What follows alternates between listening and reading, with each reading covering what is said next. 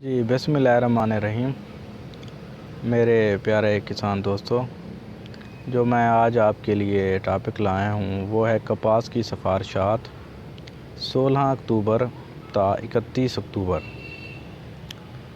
تو یہ یعنی کہ جو پیک پوائنٹ ہے ہماری کپاس کا، یعنی کہ جس کی وجہ سے ہماری ییلڈ ڈیسائیڈ ہو گئی اور ہمیں یعنی کہ جو ہماری محنت کا پھل ملے گا۔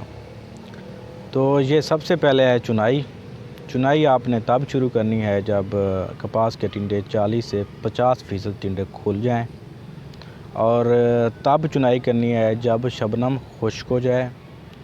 جو ٹائم ہے وہ صبح 10 بجے سے چنائی شروع کرنی ہے اور شام 4 بجے چنائی ختم کر دینی ہے۔ فار ایگزامپل اگر موسم خراب ہے، بادل ہیں، بارش کے چانس ہے، تب آپ چنائی کرنے سے گریز کریں۔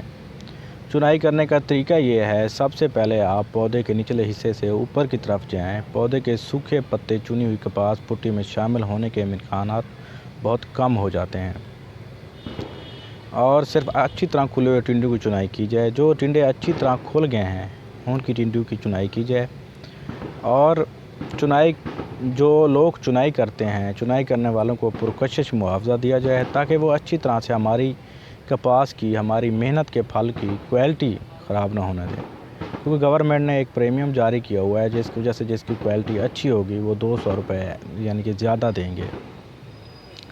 اور کپاس کی جو آپ نے جو کپاس چنائی کے بعد جس جگہ پر رکھنی ہے وہ گیلی اور نمدار جگہ نہیں ہونی چاہیے۔